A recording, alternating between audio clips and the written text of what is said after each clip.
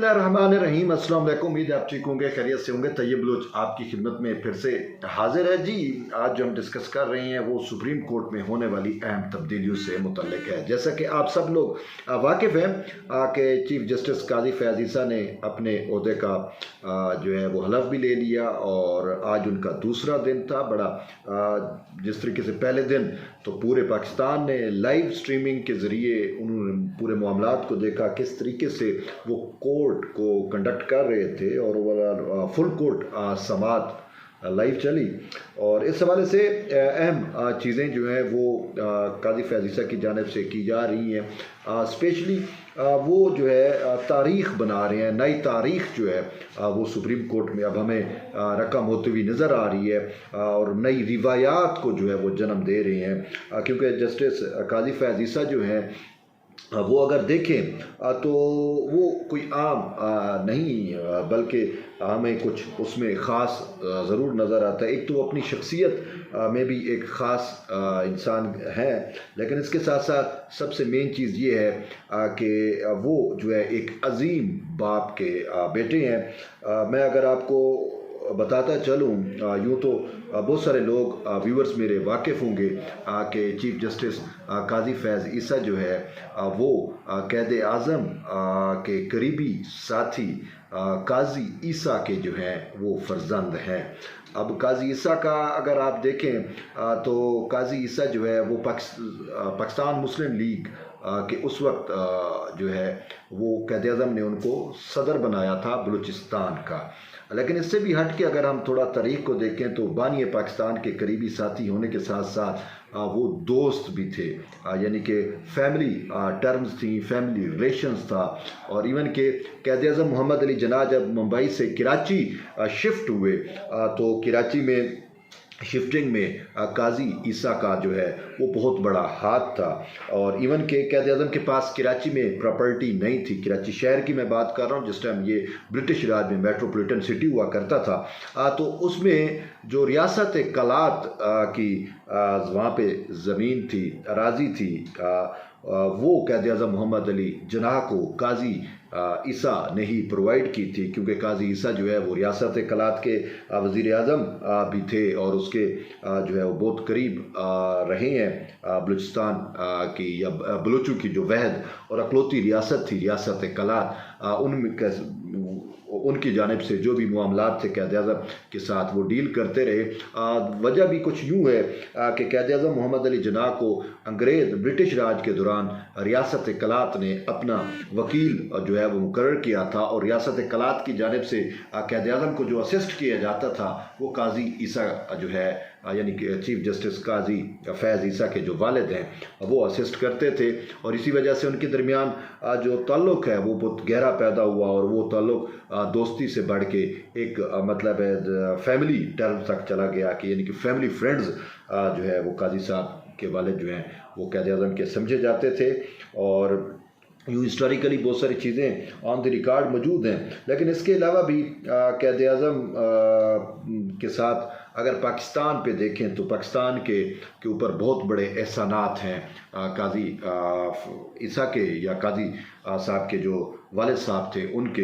बलूचिस्तान का जो पाकिस्तान के साथ इल्हाक था उसमें उन्होंने कलीदी किरदार अदा किया। ये किसी से ढकी छुपी बात नहीं है, ये वो हिस्टोरिकल हक़ाइक़ हैं जो शायद मैनिपुलेट भी किए गए। अभी की बात है रिसेंटली जब काजी साहब को ज़ेर इताब थे, जब उनको उनके खिलाफ साजिशें हो रही थी तो बहुत सारा प्रोपेगेंडा किया गया।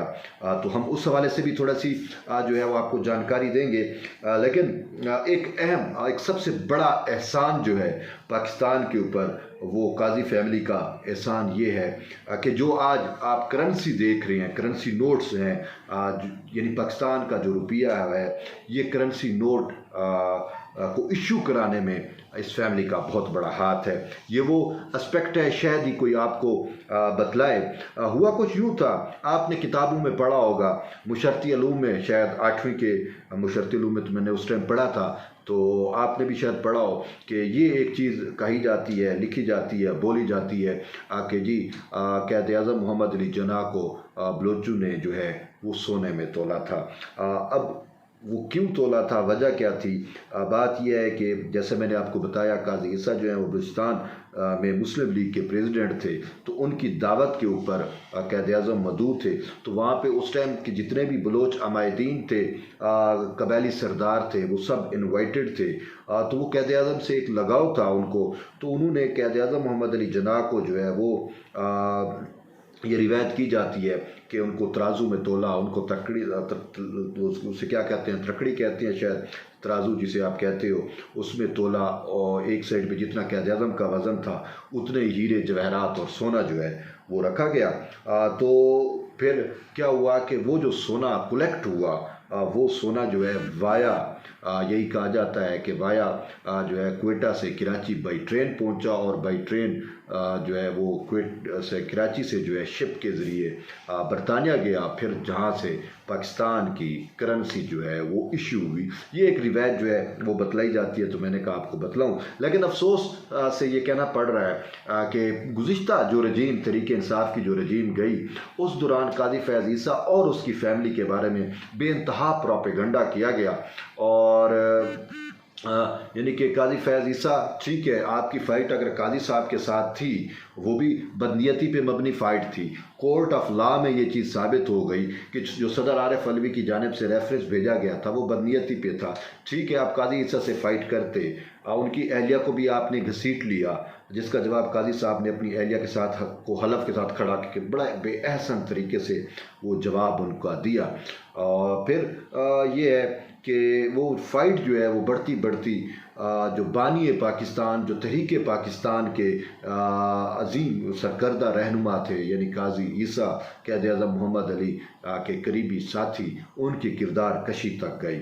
उनको जो है वो स्मगलर तक डिक्लेयर किया गया, और यहाँ तक कहा गया कि काजी ईसा जो है वो गद्दार थे। और ये गद्दारों का मोहर लगाने वाले वही थे जिन्होंने उस वक्त क़ायद आज़म की खुद जो बहन है फ़ातिमा जिन्ना, उसको भी गद्दार करार दिया था। तो बहरहाल मैं एक स्टोरी आपसे शेयर करता हूँ। मुझे जो है खैबर पख्तूनख्वा के साबिक इंफॉर्मेशन मिनिस्टर हैं, और तहरीक इंसाफ के दौर में जब काजी साहब के खिलाफ ये रेफरेंस भेजा गया और उनकी किरदार कशी यूथिया न्यूज़ नेटवर्क की जानिब से उनकी हर मुमकिन किरदार कशी की जा रही थी, तो उस वक्त वो वज़ीर इत्तलात खैबर पख्तूनख्वा थे, अजमल खान वज़ीर उनका नाम है। तो मुझे उन्होंने ये वाक़या ख़ुद नरेट किया। उन्होंने कहा कि मेरे पास जो है वो एक शख्स आया, और उसने मुझे जो है कहा कि ये ख़बर है, और आप जो है कल तमाम खैबर पख्तूनख्वा से जो इश्तिहार जो अखबार छपते हैं उनमें ये आपकी ख़बर जो है वो सारी जो है इसको रिलीज़ कराएं, और ओवरऑल पाकिस्तान में। तो कहता है मैंने जब ख़बर पढ़ी तो उस ख़बर ने मुझे चौंका दिया, और उस ख़बर का जो स्लग था, जो टाइटल था, वो लिखा हुआ था गद्दार का बाप का गद्दार बेटा। तो उसने कहा जब मैंने ख़बर पढ़ी तो काजी ईसा को भी गद्दार करार दिया गया था, और काजी फैज़ ईसा को भी गद्दार करार दिया गया। तो उसने कहा मैं पढ़ के मैं चौंकना हुआ, और मैंने कहा कि मैं आप हम होते कौन है किसी को गद्दारी का टाइटल देने वाले। तो उन्होंने कहा मैंने रिफ्यूज़ कर दिया। तो उन्होंने कहा अगर आप रिफ्यूज़ कर रहे हैं तो आपको इसकी बड़ी कीमत चुकानी पड़ेगी। तो अजमल खान का ये कहना था कि मैं हर किस्म की कीमत चुकाने को तैयार हूँ, लेकिन मैं किसी ऐसे पाकिस्तानी शहरी पर जो है वो फतवा नहीं लगा सकता, या मैं उसको गद्दार डिक्लेयर नहीं करा सकता, और ना मैं इस साजिश का हिस्सा बन सकता हूँ। तो बकौल उनके, तो उन्होंने कहा कि फिर दूसरे हफ्ते में मुझसे वजारत ले ली गई और मुझे खुले लाइन लगा दिया गया। वो सब आपके सामने है। फिर उनका एक ऑडियो स्कैंडल भी आ गया, और उसको ये कहा गया कि किस वजह से हटाया गया, लेकिन असल रीज़न जो है वो यही थी कि उन्होंने जस्टिस काजी फैज़ ईसा के ख़िलाफ़ प्रॉक्सी बनने से जो है वो इनकार कर दिया, और उनको गद्दार डिक्लेयर कराने से जो है इनकार किया। क्योंकि काजी साहब की फैमिली से जो लोग वाकिफ़ हैं, जो काजी साहब के बैकग्राउंड से वाकिफ़ हैं, वो तो कभी भी किसी भी सूरत में ऐसा नहीं इस चीज़ का हिस्सा नहीं बन सकते। तो बहरहाल उन्होंने इस हवाले से बहुत कुछ अपना जो है कुर्बान किया, महज इस वजह से कि मैं एक पाकिस्तान के जस्टिस को या उसके वालिद को जिन्होंने बानी पाकिस्तान का साथ दिया उसको मैं गद्दार कैसे कहलवाऊँ। लेकिन मकाफात अमल होता है ना, तो आज वो किधर हैं जो काजी फैज़ ईसा या उसके वालिद को गद्दार डिक्लेयर कराने के कोशिशों में थे।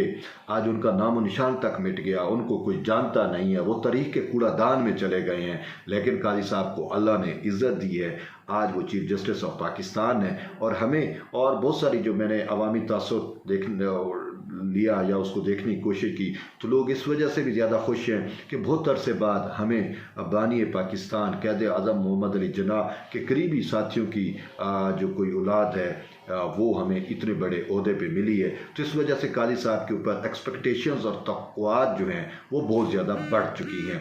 बहरहाल इसके साथ साथ सुप्रीम कोर्ट में भी अब हम इन चीज़ों को देख रहे हैं कि चीफ जस्टिस काजी फैज़ ईसा जो है वो एक बड़े बाप का बड़ा बेटा होने का जो है वो बाअहसन किरदार जो है वो निभा रही हैं।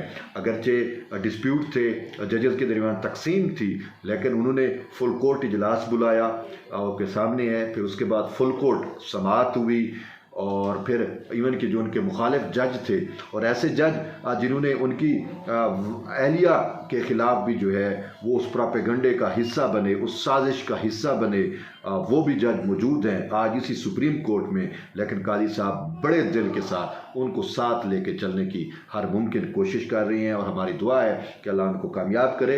लेकिन अभी तक जो दो दिन गुजरे हैं उसमें अनएक्सपेक्टेडली और गैर मुतवक्के तौर के ऊपर उन्होंने जो है वो एक बड़ेपन का भी किरदार अदा किया और वाकई बताया कि वो जो है वो इस ओहदे के न सिर्फ काबिल है बल्कि इसके ऊपर हर तौर पर पूरा उतर रहे हैं।